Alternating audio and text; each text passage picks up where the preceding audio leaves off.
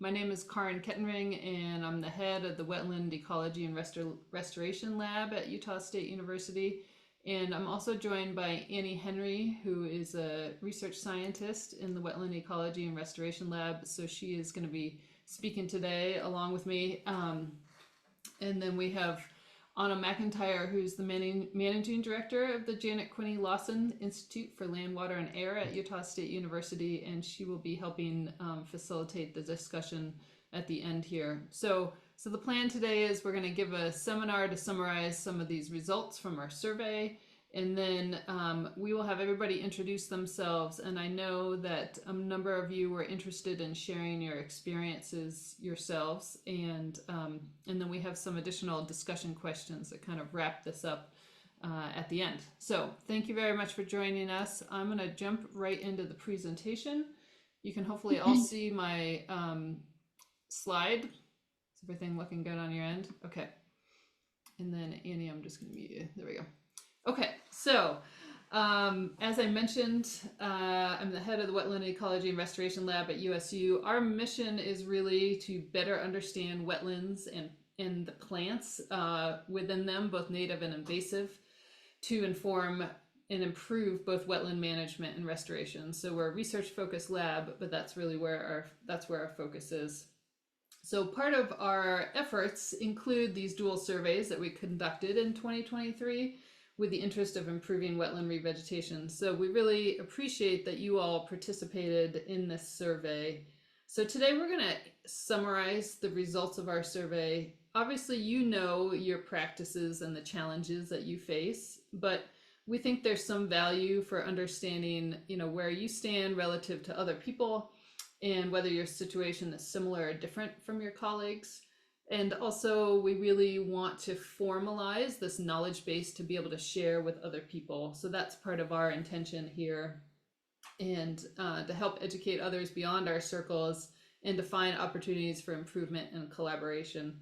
So that's some of the motivation for the surveys that we were doing, and to really open up further lines of communication going forward, because I think within this vast group that we surveyed, there's some really motivated people here that want to connect with others, make changes, and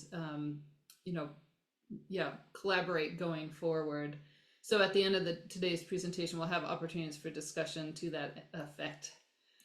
Okay, so jumping straight in here, as you all know, revegetation is seeding and planting in wetlands. Vegetation is an essential component of wetlands, supporting all the things that wetlands do, their functions and services. And revegetation, specifically reintroducing plants, is an important aspect of wetland restoration. However, revegetation in wetlands has been historically undervalued, understudied, and, in my opinion, underrepresented compared to other ecosystems. And that's really backed up by what's in the literature of the restoration literature that, the universe that I operate in. So this is just one example of a study that looked at revegetation in a variety of different ecosystems. You've got the number of studies here, the number of experiments, and then who was using seeds, who was using seedlings, cuttings, and rhizomes. But anyway, you can see in the orange line here where wetlands are, and there are many fewer studies out there with respect to revegetation in wetlands relative to grasslands and forests. So terrestrial ecosystems have just really been the focus going forward. So that was part of our motivation here.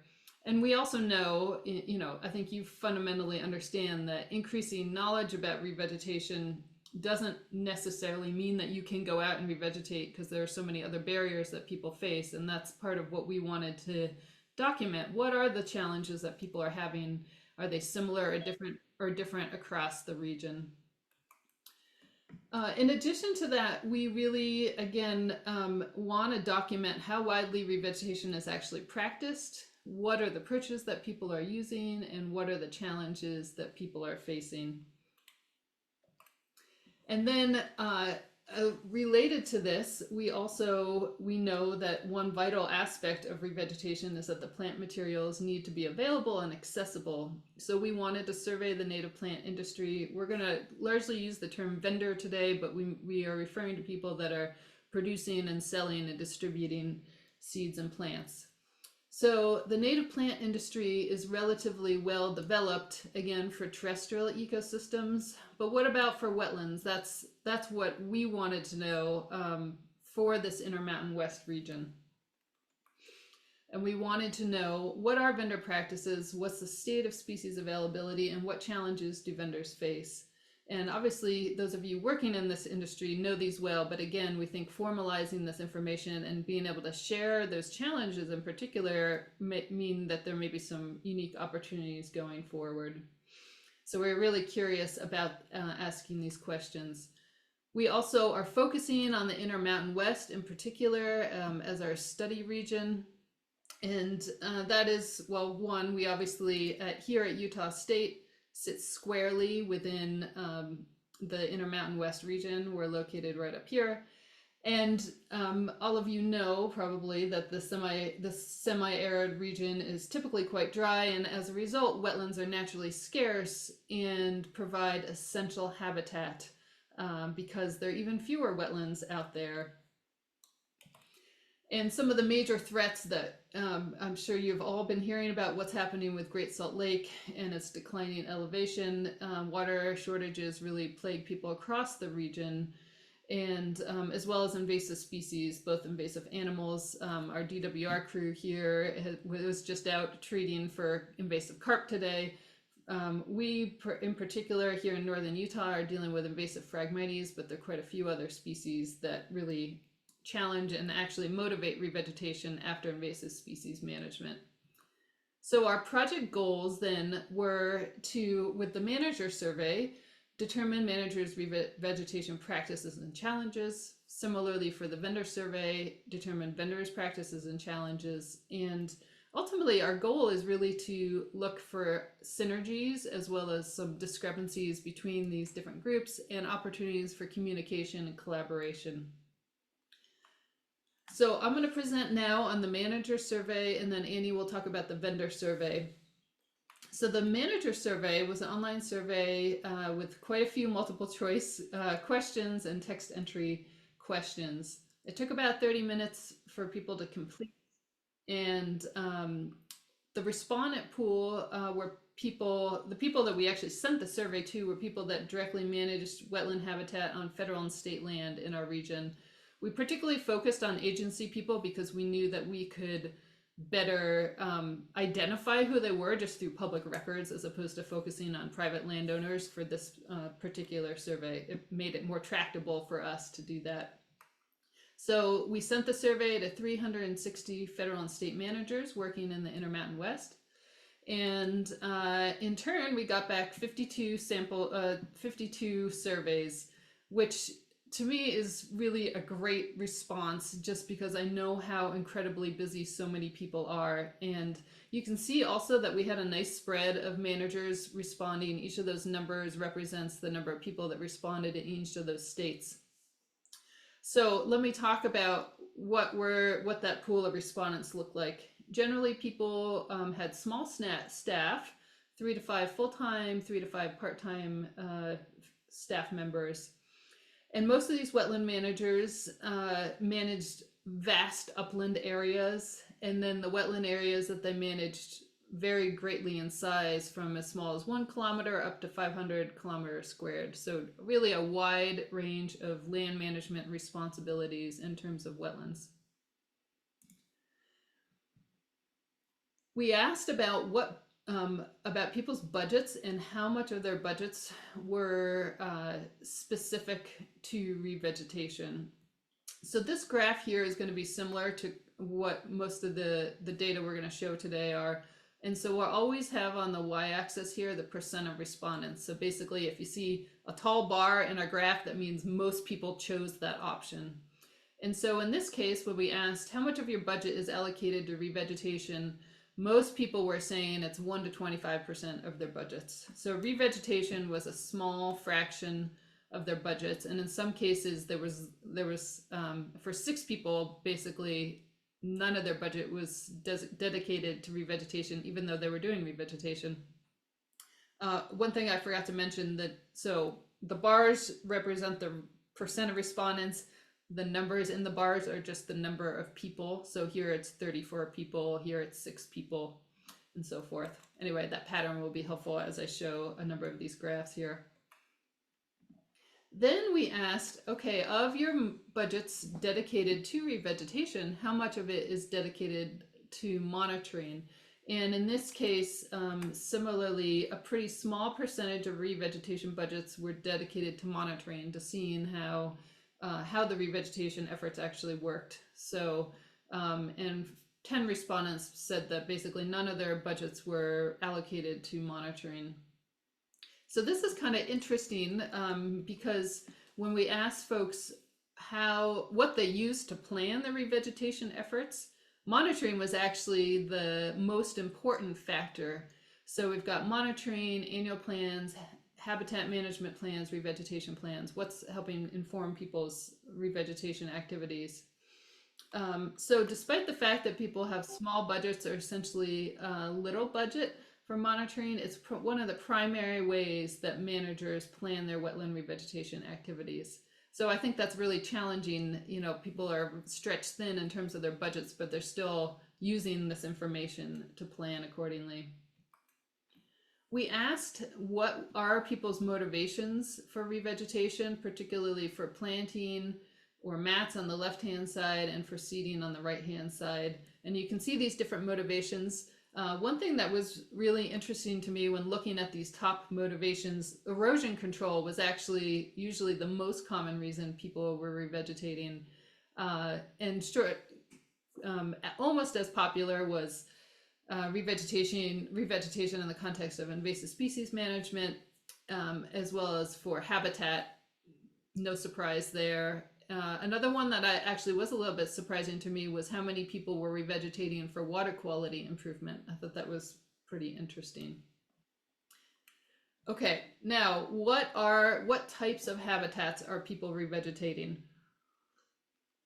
So we asked people about whether they're revegetating submergent wetlands, meadow, emergent, playa wetlands, as well as riparian wetlands. So some visuals here on the right-hand side, and then you can see those different habitats on the x-axis here.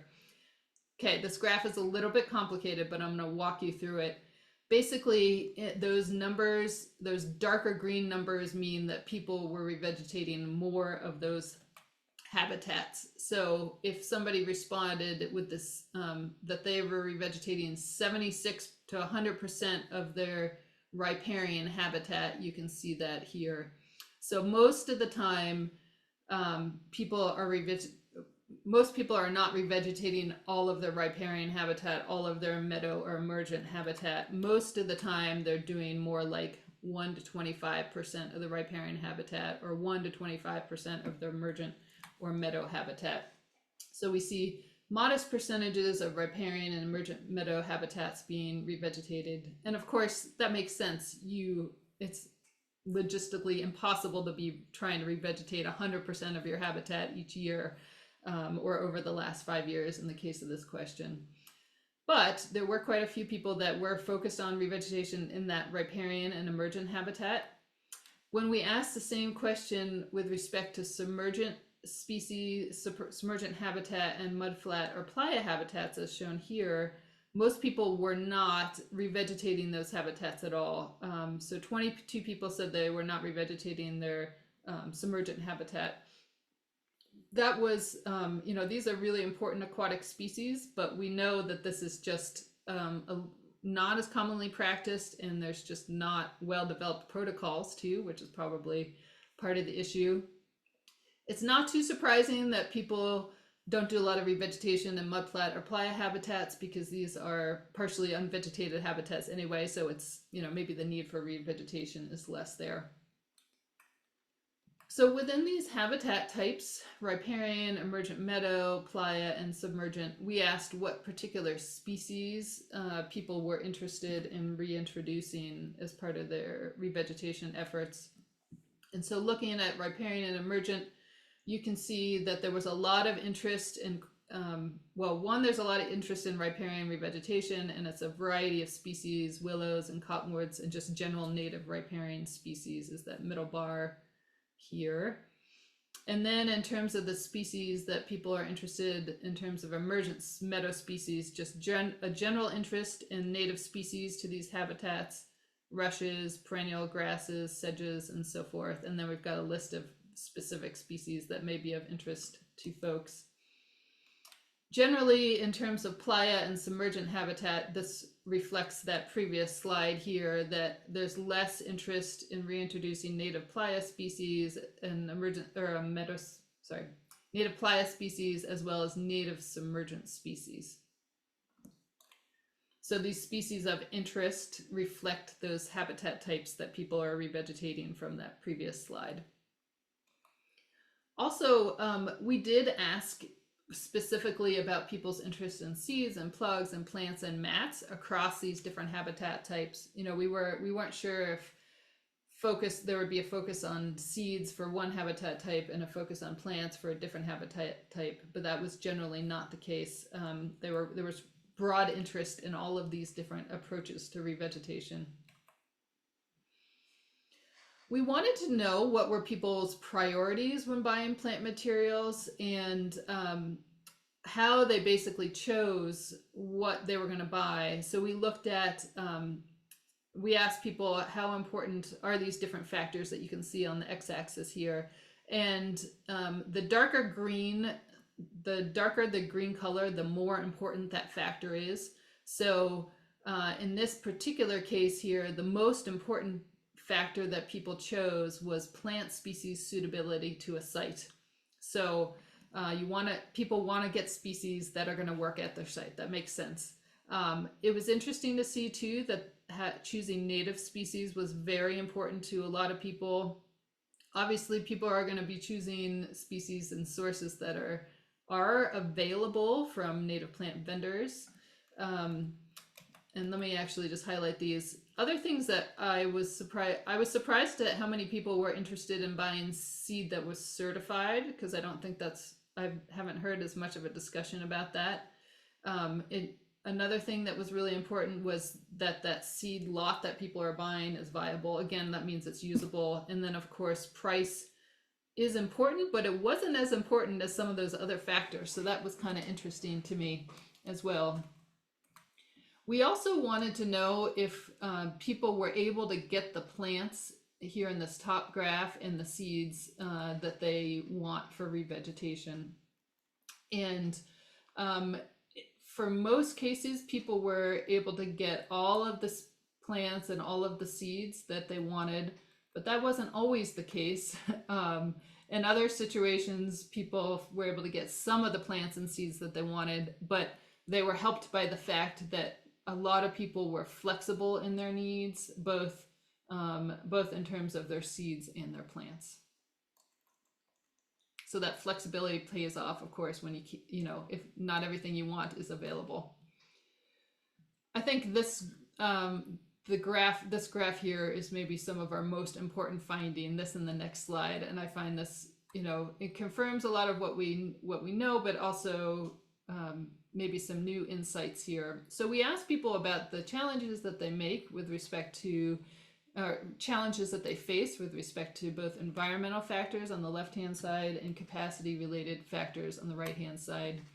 And the biggest challenges that people face in terms of environmental factors are drought and climate change, invasive plants, and water availability.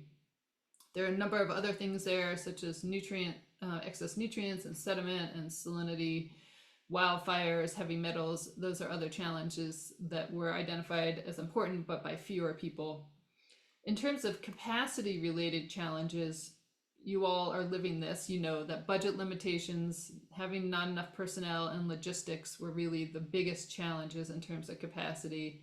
But there are a number of other things too, like site preparation, equipment required, access to the plant materials that people want, and so forth, that challenged the ability of people to do revegetation. What do managers need to overcome their challenges? This is what we heard from folks. The resource, this really directly ties to that previous slide, but resources, more funding, more staff. Having additional funding was the most important factor that people identified. I thought it was also interesting that outreach and extension documents, information about revegetation was identified as something that would be really helpful to people.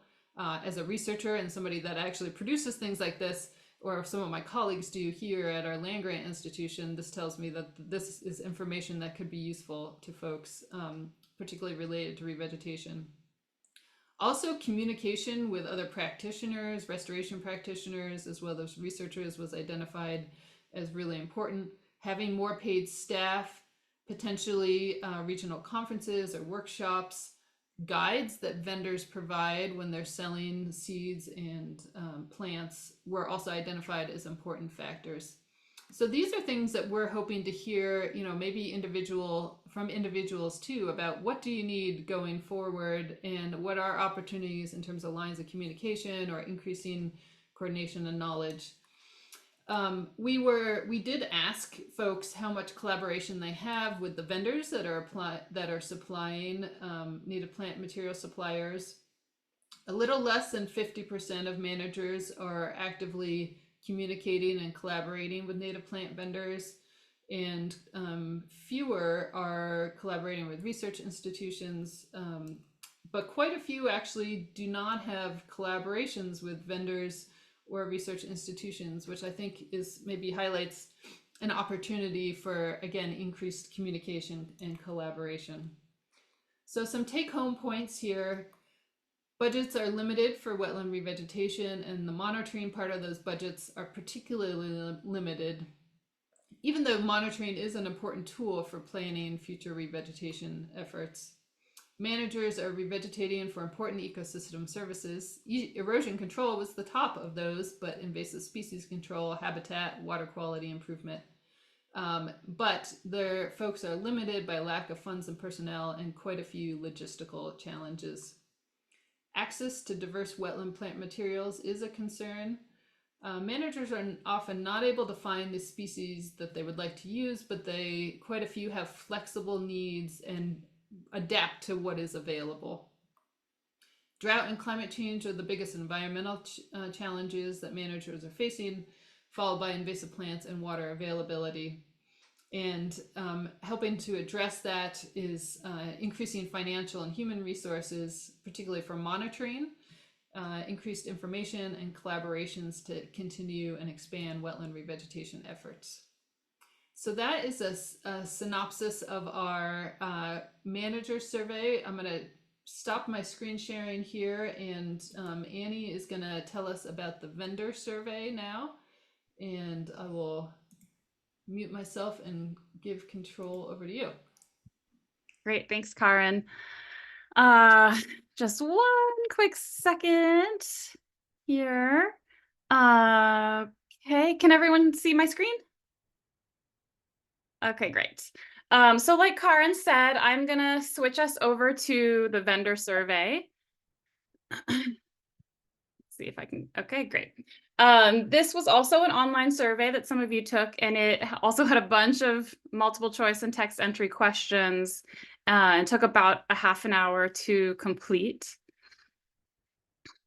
For this survey, we sent the survey out to vendors, so who we considered native seed and plant suppliers and growers, who provide plant materials for wetland and riparian restoration within that same Intermountain West region. And we sent this survey to 134 plant material vendors who we did kind of have to dig for and identify individually. So it's a lower number. And we did end up with a more modest sample size of 29, but as you can see there, the pretty decent spread still. And these were mostly small organizations as well, so less than 5 or 5 to 15 full and part-time staff, and they were mostly private organizations. And this covered an array of different types of plant material collection and distribution. So people who participated were selling plants, growing plants, selling seeds, collecting, producing seeds, among some other roles there. Okay, So this figure, so same as with the manager survey, it's always going to be percent of respondents here on the y-axis. And this one shows for each species group how many species vendors offer in an average year over the last 5 years. So down here on the x-axis is the number of species offered. So for example, aquatic species, quite limited. What we're looking at here is that 13 vendors reported offering no aquatic species, and 6 vendors reported offering 1 to 4 aquatic species, and then only 2 reported offering 5 to 15. And this is interesting because we also found that about 40% of land managers were revegetating aquatic ecosystems. So there's a big discrepancy there. Now for emergent and meadow, we're starting to get into a few more species offered, but still pretty limited. So here, 2 vendors are now offering 16 to 26 for emergent and 9 offering 5 to 15. And then over on the meadow habitat type side of things, we have 5 vendors offering 16 to 26 and 11 offering 5 to 15. So for riparian, we see a higher number of offerings, but it's still pretty modest. But we do get up to 7 vendors offering more than 26 species. So there's a lot of really good reasons why these offerings are pretty limited, and we'll get into more of those later. But also this diversity reflects the sales that vendors have. So 75% of vendors reported that they have substantial portions of their sales coming from terrestrial and riparian species, while way fewer said the same thing about aquatic and emergent and meadow. In fact, only 3% said that aquatic species are a substantial portion of their sales. So this represents a pretty small fraction of the whole pool of potential wetland species for the arid West, which is around 1,650. So in general, we just found that the actual species available for restoration is pretty limited, and likely mostly confined to workhorse species, those that are relatively easy to actually propagate and reliably purchased.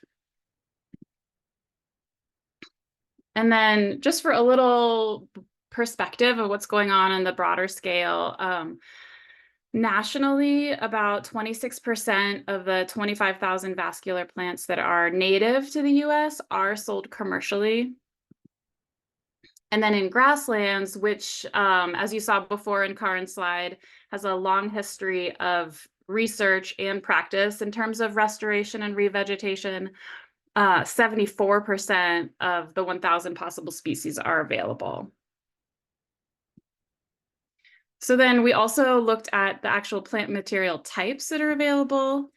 So here we have plant materials on the x-axis, like the sod mats, cuttings, bare rootstock, plugs, containerized plants, and seeds. And you can see there's a pretty good spread across species types and habitat types. And in particular, there's lots of seeds available, which is great for large-scale, high-diversity restoration. So for example, this is showing that 10 vendors are offering grass seeds, 8 are offering seeds of bulrush, etc. So there is potentially a little bit low in terms of the sod mats that are available compared to what managers might be wanting, but overall it's a great spread.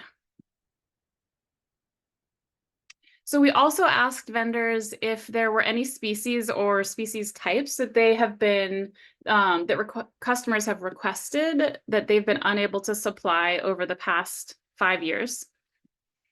And this might seem pretty obvious, but it's pretty common for vendors to be unable to supply a species that's requested. So there were 18 responses that said yes.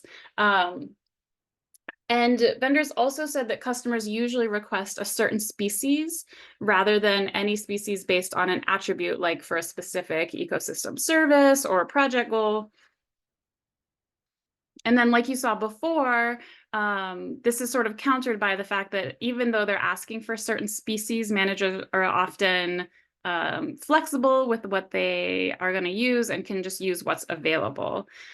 Now, in narrative responses, so people wrote in comments regarding this question. A lot of people said that unrealistic lead times and fluctuations in demand contributed to their inability to supply species. So then on the flip side of that, vendors told us about whether they have produced more wetland species in a given year over the past 5 years. And you can see it's much less common, but it also does happen. And we found that 7 of the 8 people who reported having oversupplies actually said it was due to insufficient demand rather than species doing better than they had expected. And one thing that was super interesting was that some of the species that some vendors said that they were unable to supply were also at times the same species that other vendors said they had an oversupply of. This was happening with rushes and sedges in particular. Okay, so similar to on the manager side of things, like understanding and sort of formalizing our understanding of the challenges of production and sales is super important. So we found that the most common selected challenges that vendors are facing are market fluctuations, lack of personnel and time, climate and water, and funding and budgets.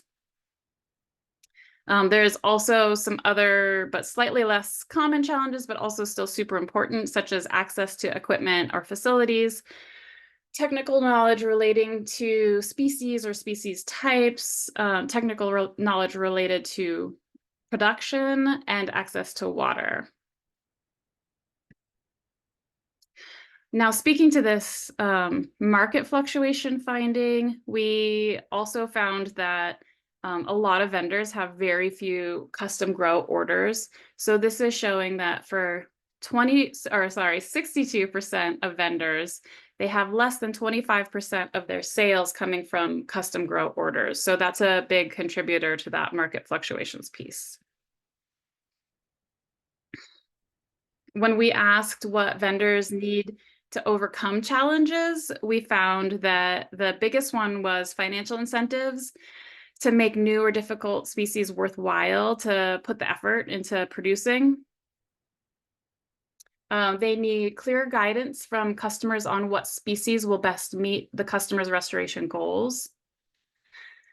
And then also, interestingly, a lot of vendors wanted and needed feedback from customers on the actual field outcomes of the plant materials they provide. So how successful are those plant materials in establishing in different situations?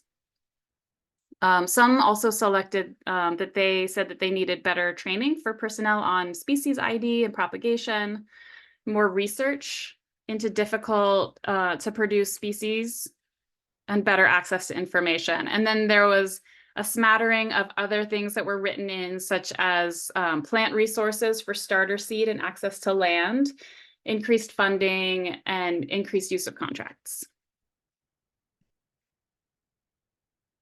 Okay, so we also asked how vendors determine what to offer. And we found that mostly vendors are using their knowledge of the industry, as well as ease of collection and propagation and informal discussions. And then very few are using contracts and custom grow orders to plan what to offer, which makes sense because we just saw that a lot of them don't have those or don't have very many of those. We were also curious about how vendors tend to obtain new information when they have a lack of knowledge about how to produce something. And we found that there's a whole bunch of different things being used, which is great. And we found it really interesting that a lot of vendors are accessing peer-reviewed literature, which is not the case in a lot of circumstances. So that's pretty cool. Back up. But also vendors are doing in-house testing. They're accessing non-academic literature. talking to colleagues, attending conferences and workshops. And some just said they're doing the best with the knowledge they have. And a few also contact extension faculty. Now, the barriers to doing these things and getting this knowledge were spread pretty evenly across time for in-house experiments, time to read literature, and time to attend conferences. So overall, there's not enough time. Some also said that access to literature was a barrier. So we also asked vendors to write in responses to the question, what are the most important factors to ensure the long-term success of vendors? And some of the themes that came out of that in order of most reported were the use of contracts and creating consistency in demand, communication and collaboration with customers, but also with policymakers and academic researchers, resources in the form of funding for seeds as well as personnel and time. And then support for small businesses, so helping small businesses connect with clients. And then finally, public education on what species to use, but also more generally raising awareness of the value of native plant communities. So for the vendor survey, some take-home points.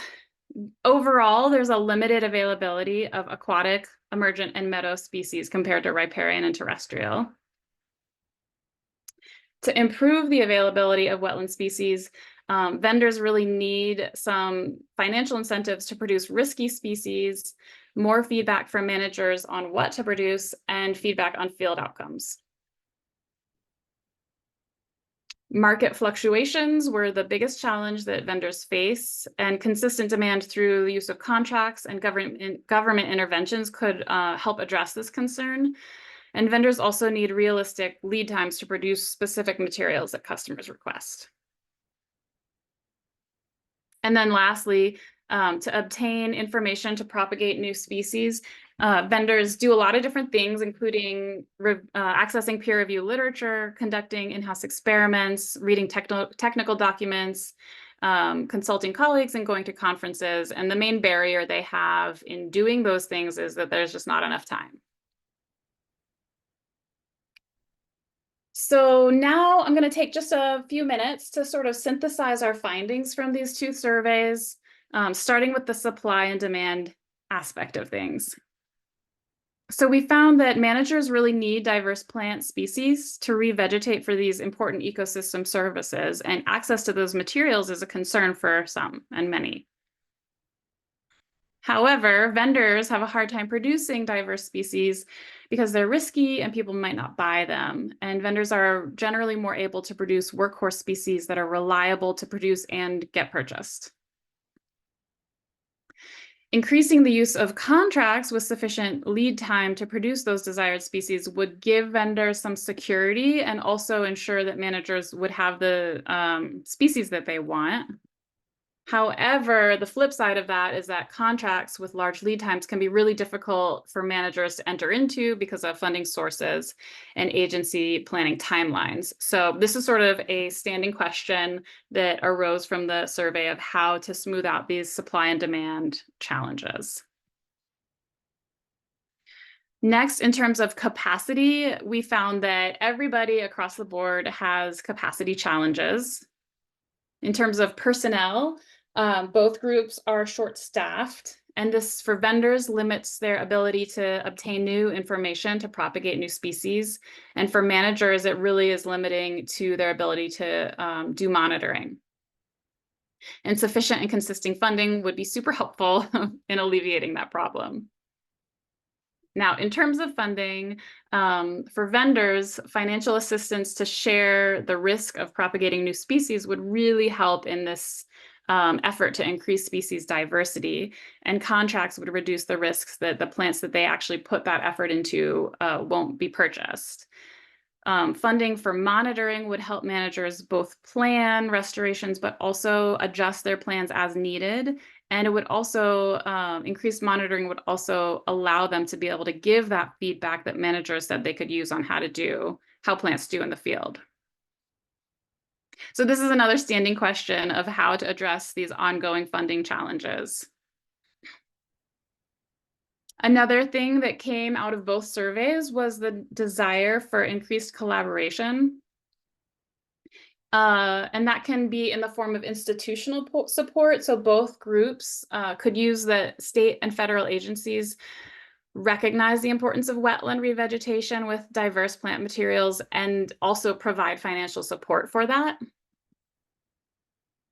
Regional partnerships are a kind of collaboration that has the potential to do a whole bunch of things, including facilitating that communication in terms of research needs, plant material needs and availability, field outcomes, connecting growers with plant material users, organizing volunteers, finding funding, etc.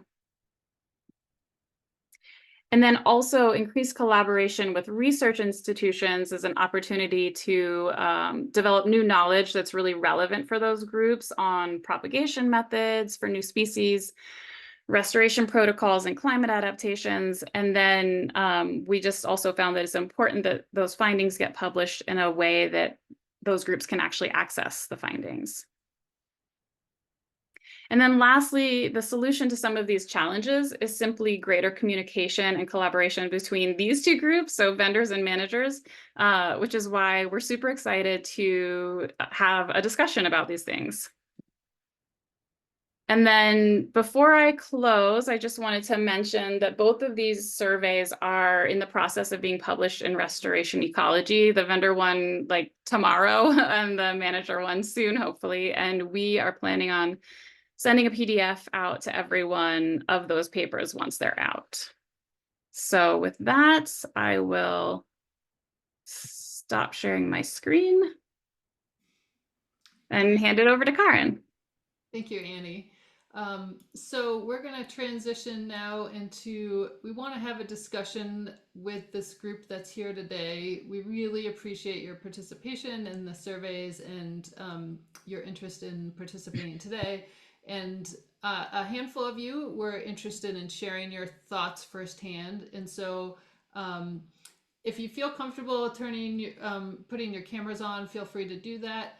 But I'm going to specifically call on the people that said that we're interested in speaking, and then for those of you that maybe were not necessarily interested in speaking, but you might want to just introduce yourself and where you are, feel free to do that as part of the discussion. And then we have a handful of questions that we think will help spur the discussion a little bit more here. So first, we're going to hear from Keith Hambrecht, who is from Utah Division of Forestry Fire State Lands, and he has some thoughts to share. And then after that, I'm going to call on Jeff Klausman from North Fork Native Plants.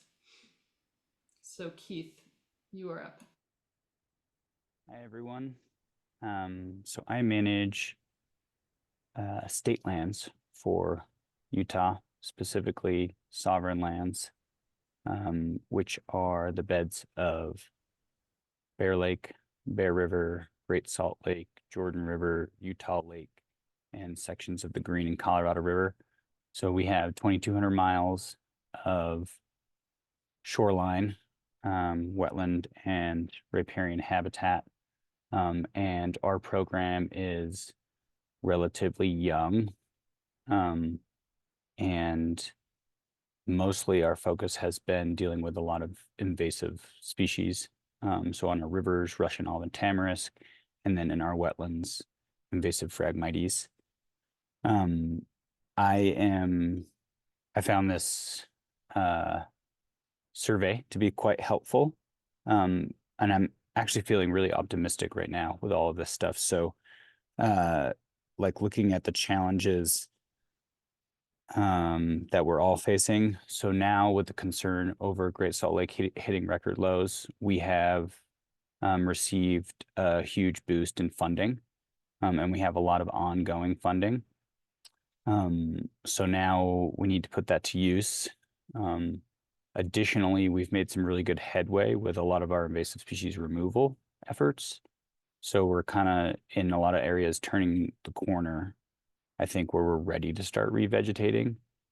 And so now knowing that contracts are really important, I think we're ready to do that. We have ongoing funding, so let's set up some contracts so that vendors can have reliability and we can have this source. Additionally, we're in a wet period now, so for many years it was bone dry in our wetlands where we're like, we can't get anything to grow. So we've got water, we have funding, ongoing funding, and we've made some headway removing our invasive species. I think we're ready to turn a corner. The biggest question mark for me still is, I think, some of the species specific challenges and knowledge. So I think a lot of our coordinators are probably in a position where if they heard from researchers, you should be using these species, and we felt confident to pursue that, then we would go talk to the vendors and say, hey, this is what we want. And we feel confident in doing that because there's research backing it.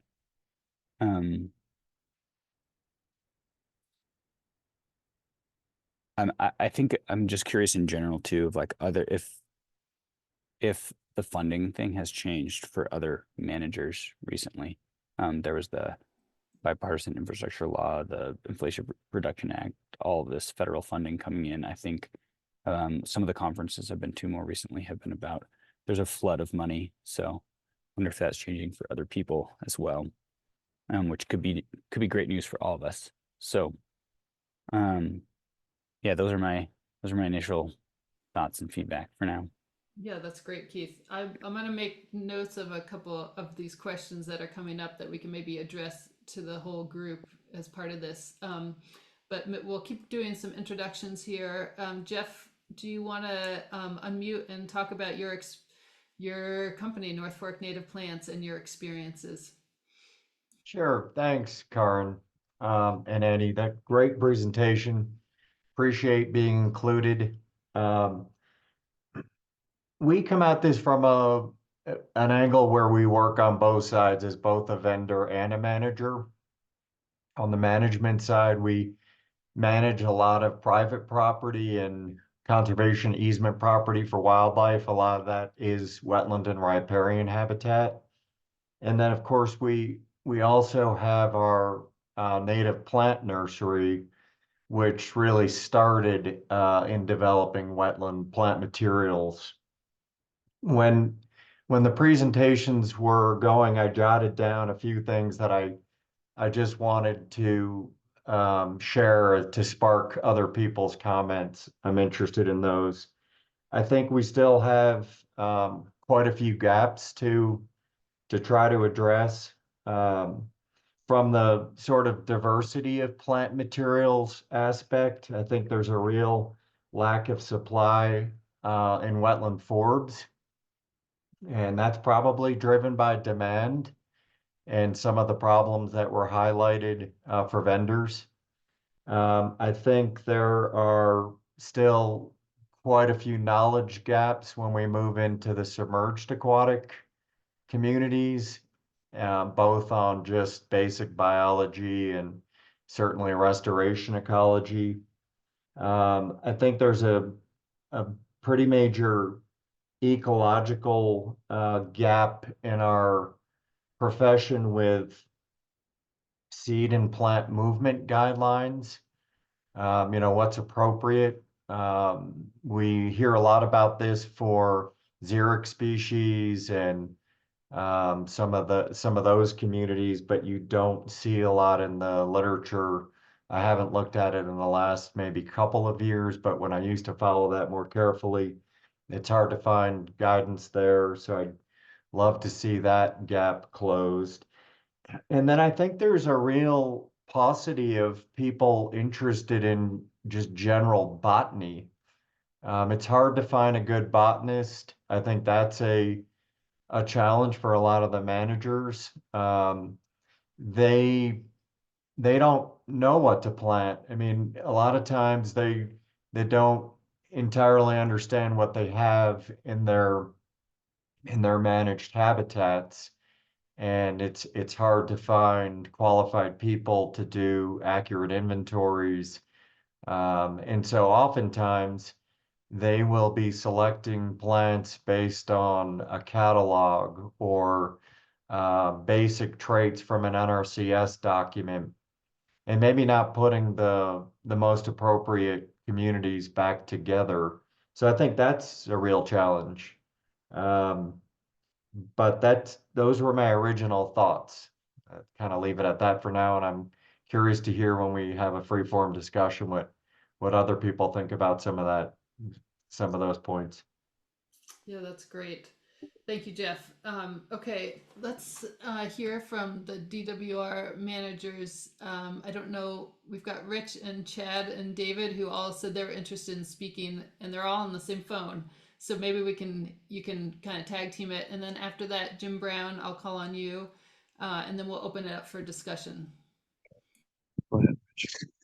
Okay, so I want to address submerged aquatic vegetation, and the last 3 days we've been doing carp control at Farmington Bay, and really we've done more for wildlife in these 3 days than we can do for the rest of the entire year by killing. I don't know if you can see these in the background, but we've killed tens of thousands of carp. And as far as the wetlands along the Great Salt Lake, we've got such a great source of sago already. If we can eliminate carp and reduce turbidity, we get great sago. So, our main focus is on getting emergent vegetation. And one of the challenges I want to talk about have to do with sod mats. We love North Fork, and worked with Becca. I think we got the last 25 hard stem bulrush mats for the year. But one of the things that we need to do with the vendors and I think our purchasing agents is to figure out how we can get a big grow. Because right now, the way that our purchasing guidelines are is we can't pay anything until we receive the product. So we all realize that there's an upfront cost with that. But I guess, we'd like to work with the vendors and our purchasing agents so we can figure out how to do all that. That's one of my big concerns, because you can see behind me here on the Turpin Dike where we have sod mats. We planted these like in 2014.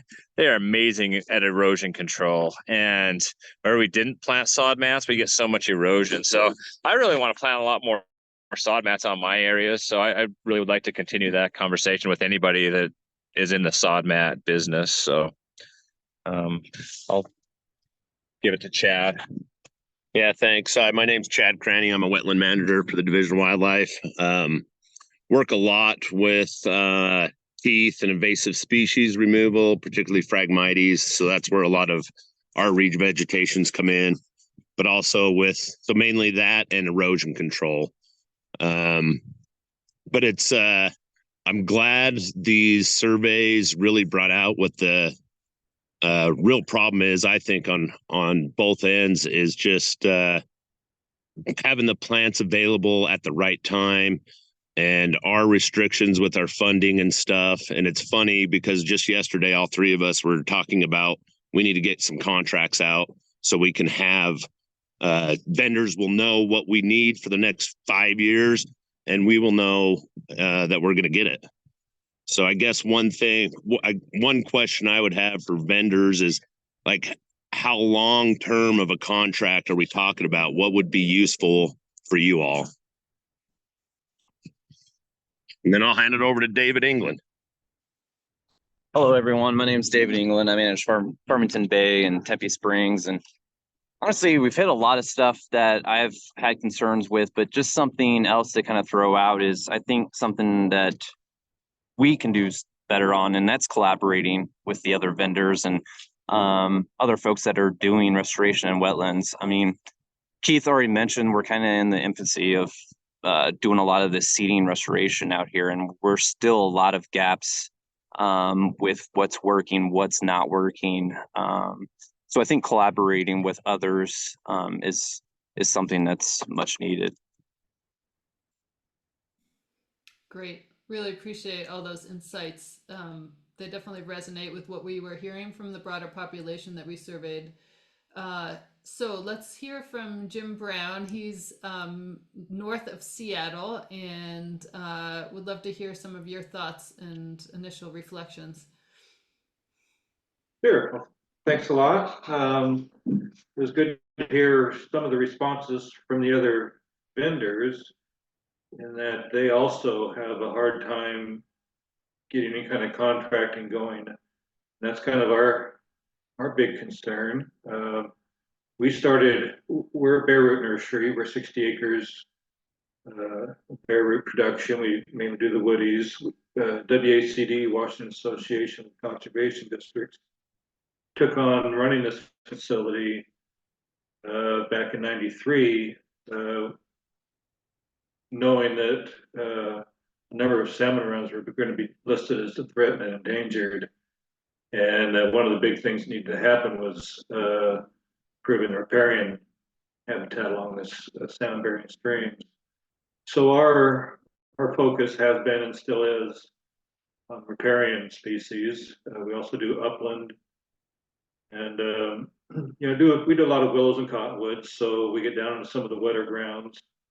But mainly for us, it's riparian, and we're hearing a lot of stuff about here in Washington State of addressing the problem of temperature polluted bodies of water. So we've been working with the State Conservation Commission here and trying to develop programs where they could forward contract, because you really do need 2 or 3 years lead time to develop a contract, go through seed acquisition, production, shipping. And there's basically a state policy that they can't pay for anything that they're not going to receive in the next 2 years, which cuts the timeline pretty short or not long enough, depending on if it's a 1-year crop or a 2-year product. So with the kind of increase in production that we're hearing about, we definitely need some assurity on that. We hear a lot of chatter out there about programs ramping up, and in the past we've speculatively gone after that, and 90% of our production are more speculative. So we've speculatively gone after that potential market, which sometimes evaporates by the time you have plants ready. And this year would be a good example of that. There's kind of a little lag in funding on projects this year. So while we have been ramping up more and more every year, we've actually seen our sales drop this year. The sad part of that is not only financial, but we're going to have a lot of plants that are not going to find a home. The State Conservation Commission has come up with some grant funding for salmon habitat improvement. So it sounds like there's going to be an increase in demand for next year, and we're certainly in the process of gearing up for that. We're planning more and more of everything, but it's pretty apprehensive on our part, not knowing what's going to happen. Yeah. So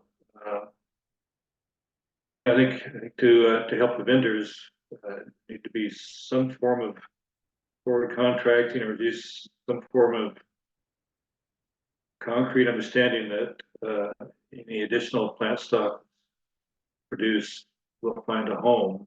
Now, with the Conservation Commission, they funded a riparian plant propagation program, and we signed up for that. We got a contract for that. Initially, they were talking about millions of plants being needed. In the end, we got 17,000. So I'm not sure where that disconnect was. They were able to provide an opportunity to bill for production costs during the course of it. They couldn't do a deposit, but we were fine with that. But then they needed all this documentation that the bare root nursery really couldn't do. So we were okay with that, just as long as there's a guaranteed sale at the end.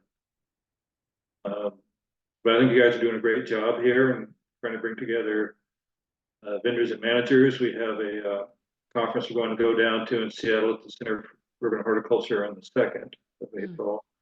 It'll be a similar type of thing, more Washington State related. So we're glad to see this conversation opening up, because so often we're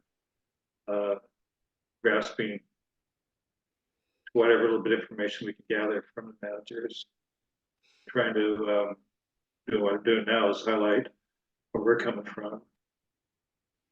Yeah, I Let's- really appreciate that. Your thoughts, Jim. I think one of the things that just really struck me from the survey was how the financial risks and the market fluctuations that you all face. I mean, that is as it seems almost insurmountable at times, and really underscores the need for the need for you to have more contracts, have more planning, know what people want, and yet at the same time, I think your customers really struggle with being able to provide those contracts or sign contracts because of regulations they face within their particular institutions. So I don't know if Josh or Isaac or Katie or Derek want to introduce themselves. If you do, feel free to unmute. Oh, okay. Derek, do you want to introduce yourself? Yeah, I do. Thank you. I'm Derek Shook. I'm a hydrologist with the National Park Service's Water Resources Division. We're based in Fort Collins, Colorado, but we work with parks, support national parks all over the country. From time to time, we do wetland restorations, and I guess I'd say that one of the big obstacles actually has been finding vendors sometimes. I was surprised and impressed to hear 128 that you guys identified. We've only worked with a few that I know of, including Jeff, which has been which has gone very well.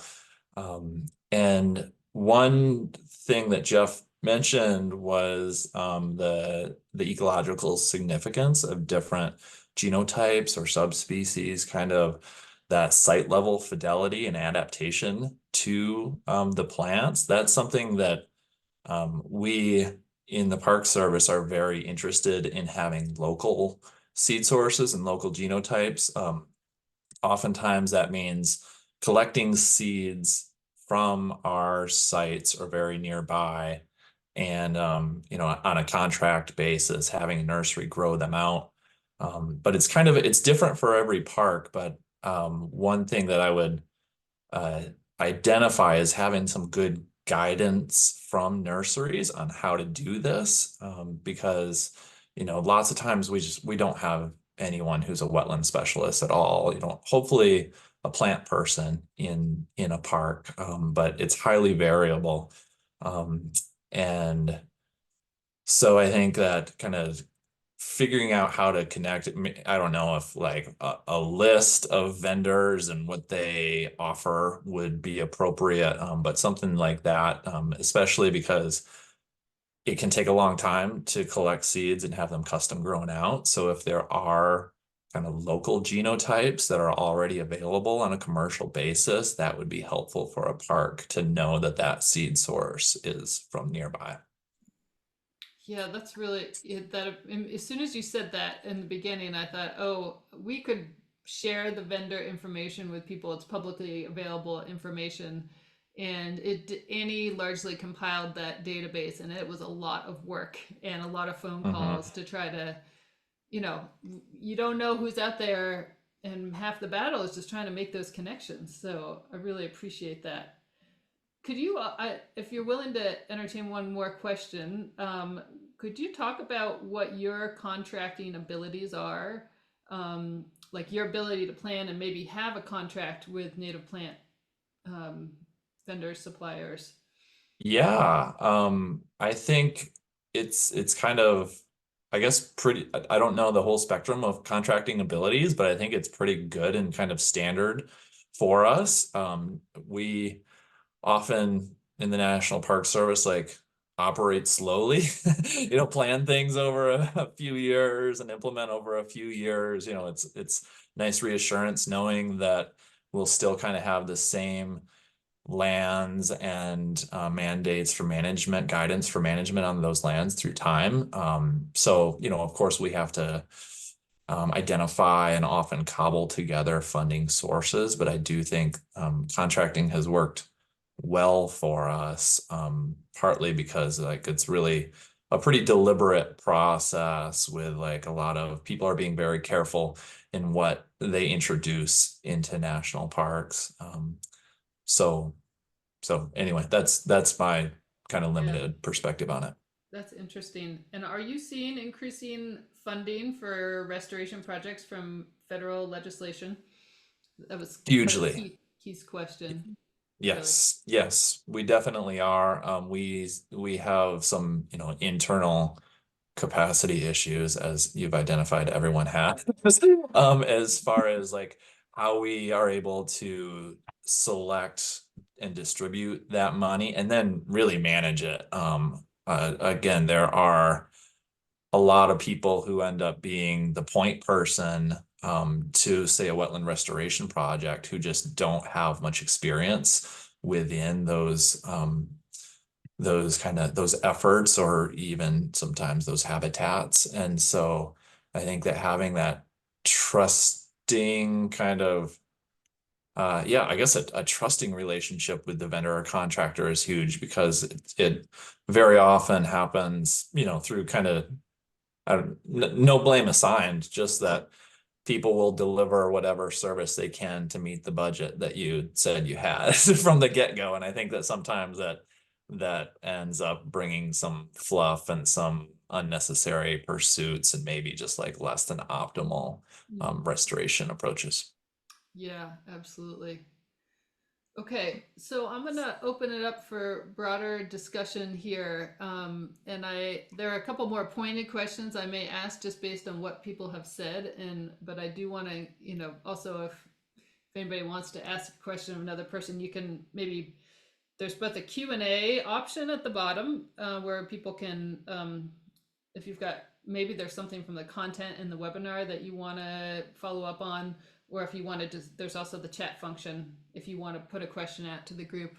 But Jeff, I know you have to go at 11:15, but I wondered if I could ask you a couple more questions about some of the things you said. You mentioned aquatic plants, and I was wondering what kind of demand do you see? Are people inquiring about it? And but maybe not to the extent that it's worth really investing in. I'm talking about submerged species and rooted floating leaf species. Yeah, I think a lot of that demand, at least for us, is kind of created internally with seeing management challenges on the ground, specifically for wildlife and water birds, Mm-hmm. and wanting to improve those habitats. And for us, there's unfortunately the barriers are not as obvious. It's not something just like carp.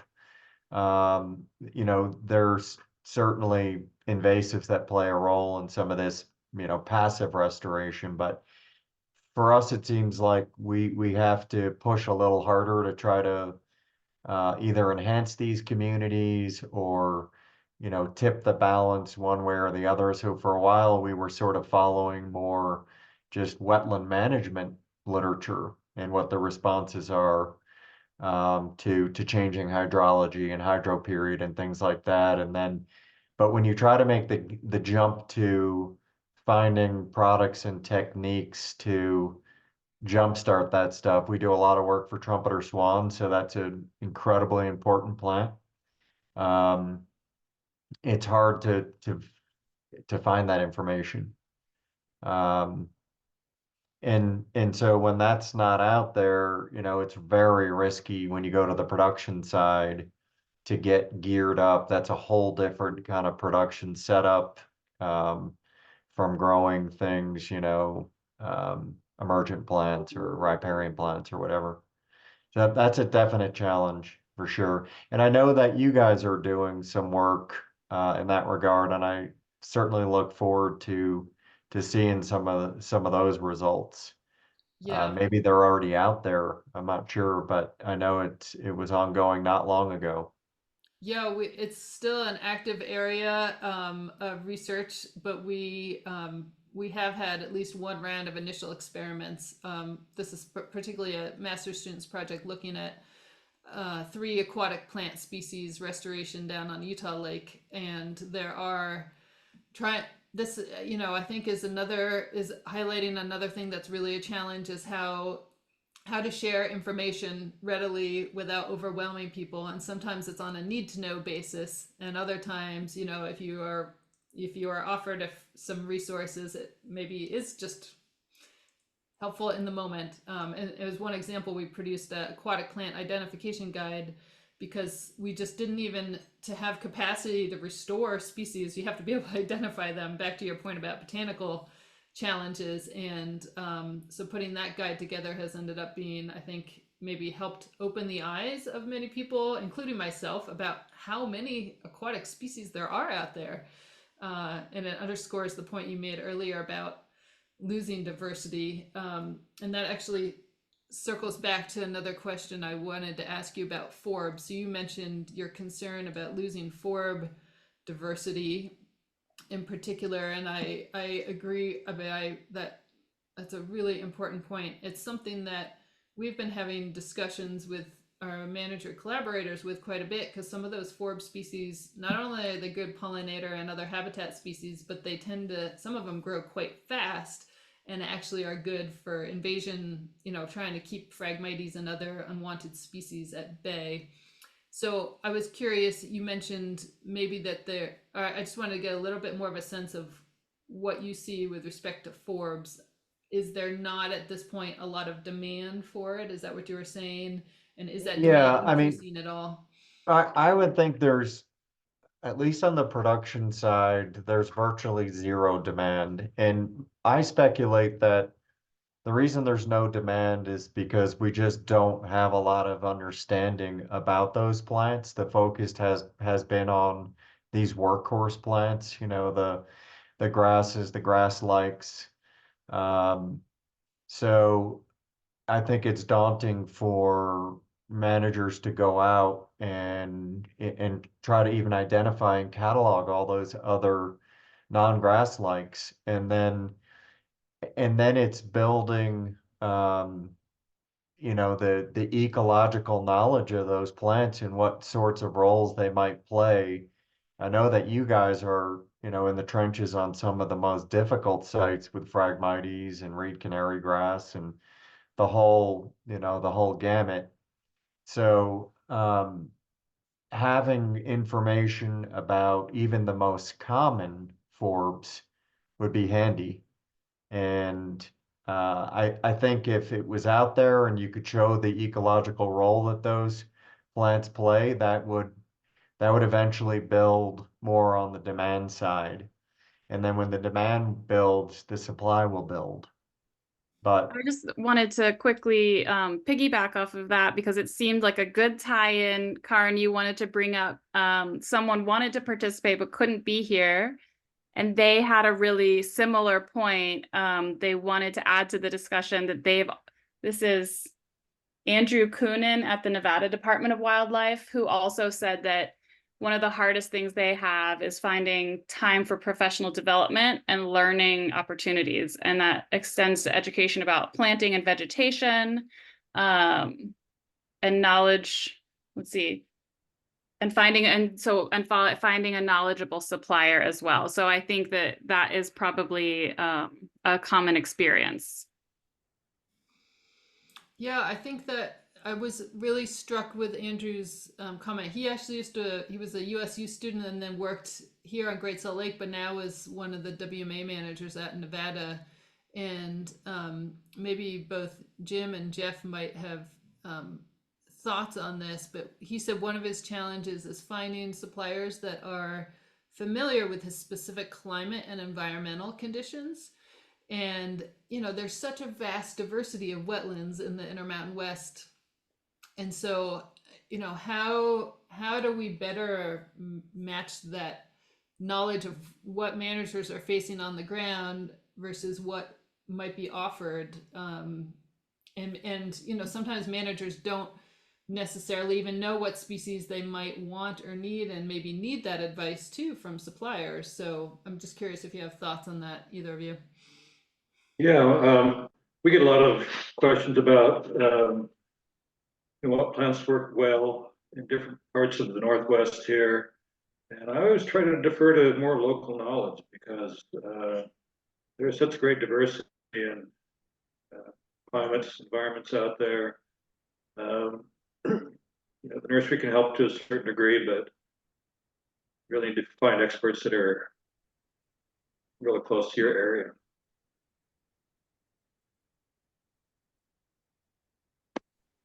Yeah, that makes a lot of sense.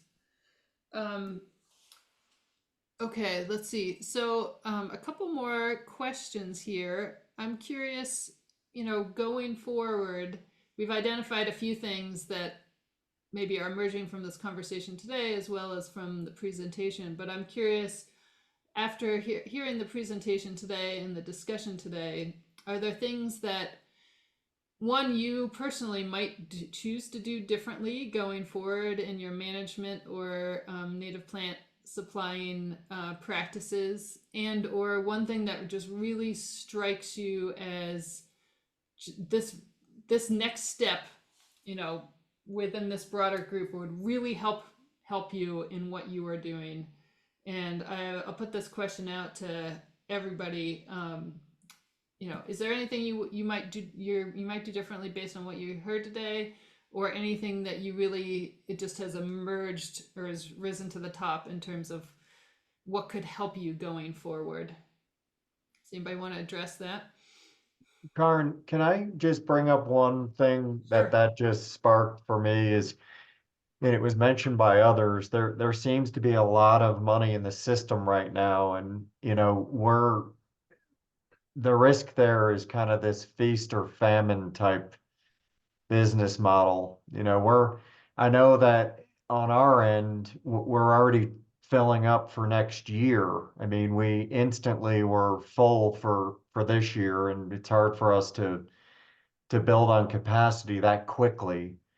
So back to those contracts, if people can look far out and they have the flexibility to wait and get realistic timelines, I think that would help a lot of the producers. They would maybe have more um, appetite to take a risk on maybe expanding, but I think that's going to be a real challenge. We have a lot of money right now, and people want the materials, but we just can't produce them quickly enough. Yeah. And so that's something that will be a challenge over the next few years. Okay, appreciate that. Let's see. Jeff, Rich, Jeff, Keith, you want to go, and then Rich? yeah, Jeff, we've really pushed for ongoing funding, for the work that we're doing for that reason. And we've had success in doing so, which is great. I mean, basically we're just saying, any of this work that we're doing, it's not a one and done, it's ongoing. And if we don't have ongoing funding, we can't plan in advance, and we can't, be persistent, follow through where we need to. So that has worked well for us to get ongoing funding. Yeah, that's very encouraging. Maybe we're unique in that. I do have a thought regarding contracting.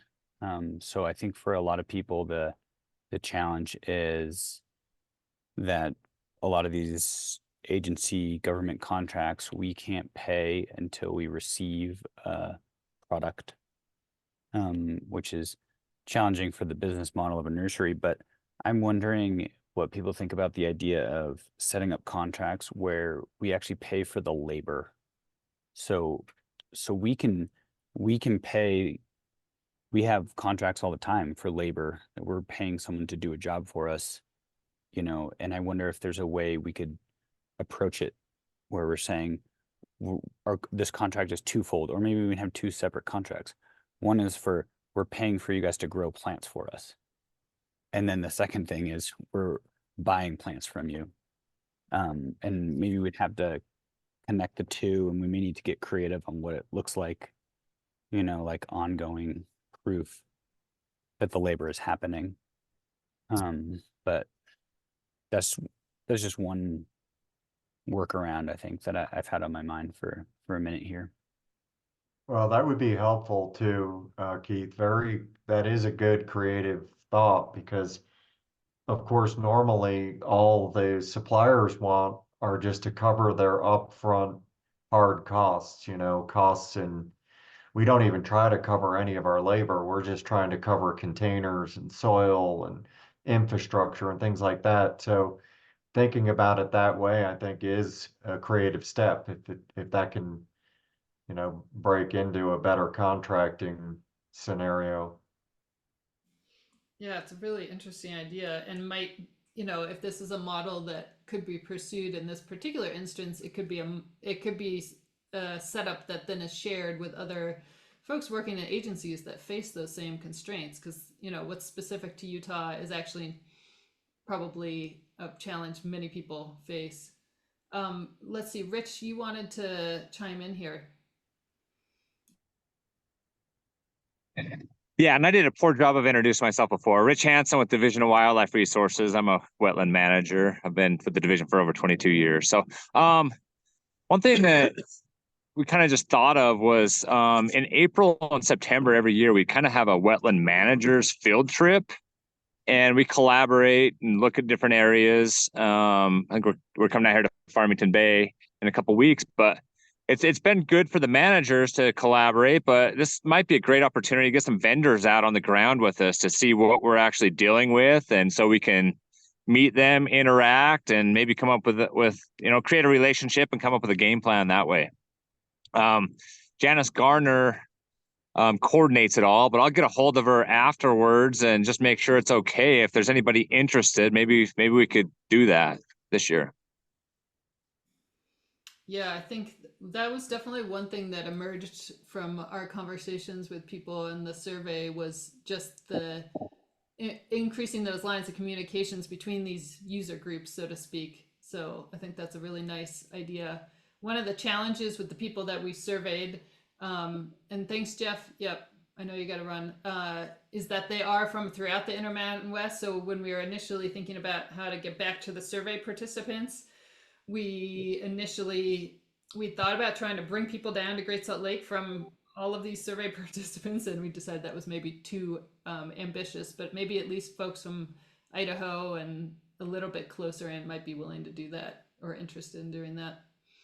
So yeah, definitely appreciate that.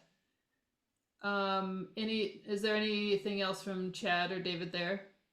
Yeah, just sticking on the topic of contracts. I'm still interested on how long of a contract are these vendors feel good about? Are we talking 2, 5 years? I mean, what are you guys hoping for, I guess, in the best case scenario? Jim, is that something you could address from your perspective? Yeah, great. Yeah. So if it's something we grow as a 1-year seedling, a 1.0, we'd probably need a 2-year contract. And if it's something we grow as a 2-year seedling, a 2.0, we probably need to have a contract signed about 3 years before delivery dates. And what is your situation, Chad, in terms of ability to have contracts? Well, I mean, we have a good ability to have contracts. It's just unlike Keith, we are asking for money on a yearly basis. That being said, we have good support, I would say, and we usually get most of our funding we ask for. But still, we do have to ask for it on a yearly basis. So I do have contracts that I don't have that are 5 years. And I don't have the 5 years worth of money, but basically they're set up to, hey, we're going to at least spend this minimum within that 5 years, but it could be up to this maximum. So there's some wiggle room there, but it's a little bit different than Keith's situation. Yeah. Well, and you're not unique though, I think, in that respect. I think there's probably a lot of people who are just literally on an annual budget. I just wanted to add to what Jim said from the survey itself, because I know a lot of vendors aren't able to be here, but that 2 to 3 year turnaround was a pretty common theme that arose. So that can kind of give an idea of that's pretty consistent. Perfect. Okay, so we're about out of time here. I just want to wrap up real quick and just say thanks again. Really appreciate everybody's participation today and the engagement in the survey. I think there have been some really important things that came out of both today and the broader effort. We will be following up, sharing the webinar recording with folks, as well as written products that have come. You know, there was a lot more detail from the surveys that we couldn't present on today, which, you know, you might actually find interesting to delve in a little bit more. And I want to encourage you to follow up with me if you have other thoughts on just going forward in terms of communication and collaboration. We will also try to share the list of vendors available from the region. And yep, thanks, Isaac. We will definitely do that. And yeah, thanks for joining us from wherever you are, including beautiful day out in the field on Great Salt Lake Wetlands. So thanks, everybody. Appreciate it.